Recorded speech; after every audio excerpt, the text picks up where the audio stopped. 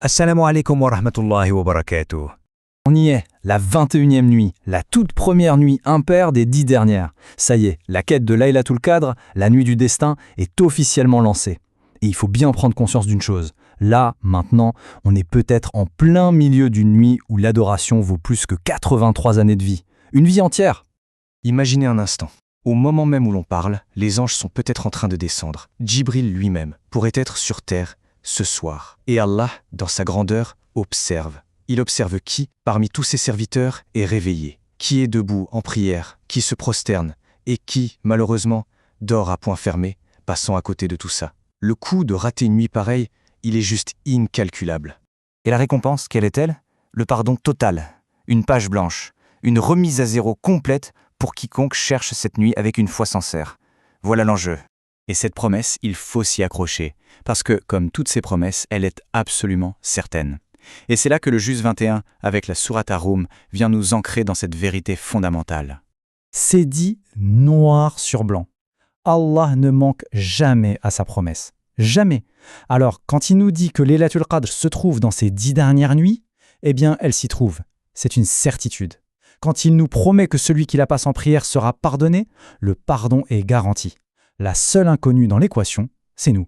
Va-t-on se lever? Va-t-on prier? Et puis, la sourate Ar-Rum nous invite à ouvrir les yeux. À voir les signes d'Allah, pas dans des choses lointaines et abstraites, non, mais tout autour de nous, dans les aspects les plus personnels de nos vies. Vous voyez, le but du mariage en islam, ce n'est pas juste la passion, c'est la sakina, la paix, la tranquillité.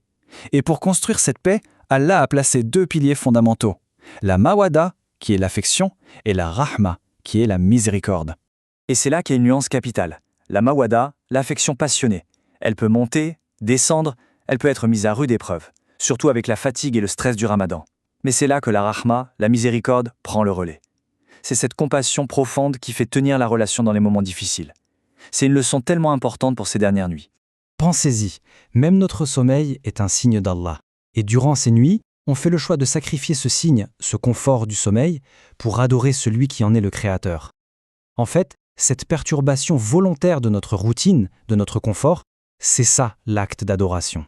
On avance dans le Juz pour arriver à la sourate Luqman, et là on a un trésor, les conseils intemporels d'un père à son fils, une sagesse si précieuse qu'Allah lui-même l'a gravée pour l'éternité dans le Coran. Quelle est la toute première leçon, avant même de parler des bonnes manières, avant la prière, avant absolument tout le reste, c'est le tawhid, l'unicité d'Allah. Parce que si cette fondation-là n'est pas solide, rien de ce qu'on construira dessus ne tiendra. C'est le point de départ de toute bonne action. C'est comme un programme, un véritable cursus pour une vie droite que Luqman nous livre ici.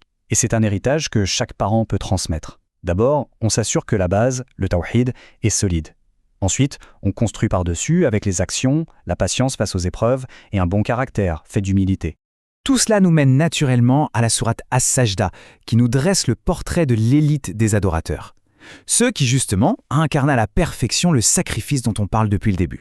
Et là, la question est posée, directe, et elle résonne pour chacun d'entre nous ce soir. Est-ce qu'on fera partie de ce groupe-là? Il faut vraiment s'arrêter sur le verbe utilisé ici. Leurs flancs s'arrachent. C'est un acte physique, presque violent. Leurs corps ne font pas que se lever, ils se détachent avec effort du confort du lit. Et pourquoi? Qu'est-ce qui peut motiver un tel acte? Ils invoquent leur Seigneur avec khouf et tama, c'est-à-dire la crainte de son châtiment et l'espoir immense de sa miséricorde. C'est ce duo d'émotions qui les tire littéralement de leur lit. Et regardez la beauté de la récompense, parce que leur adoration était faite en secret, cachée dans l'obscurité de la nuit, et bien leur récompense est elle aussi cachée. Nulle âme ne sait. Ni les prophètes, ni même les anges ne savent ce qui les attend. C'est une surprise, un cadeau qu'Allah leur prépare personnellement.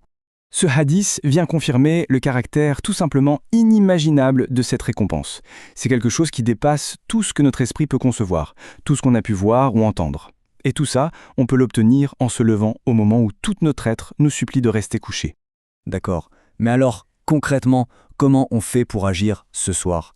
Comment rejoindre cette élite et espérer ces récompenses? Le Coran nous donne des clés très claires. L'urgence est palpable. Au moment de mourir, la personne ne demande pas plus de temps pour sa famille, pour voyager ou pour gagner de l'argent. Non, sa seule requête, son seul regret, c'est de ne pas avoir donné plus en charité, en sadaka. C'est à cet instant précis qu'on réalise la véritable valeur de cet acte. L'appel à l'action est donc limpide. Donnez. Donnez en charité ce soir et chaque nuit impaire qui suivra. Parce que si une de ces nuits correspond à Laylatul Qadr, une simple aumône sera récompensée comme si on l'avait donnée sans interruption pendant plus de 83 ans. Il n'y a aucun investissement plus rentable.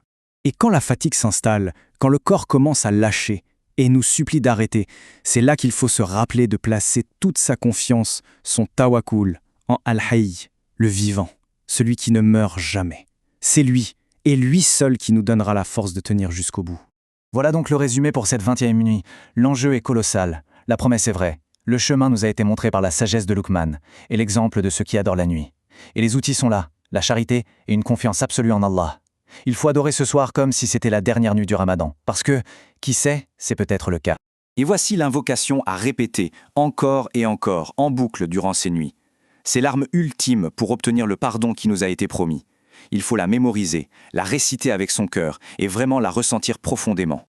Surtout, ne laissez pas cette nuit précieuse vous filer entre les doigts. Remplissez-la de prières, d'invocations, de charité.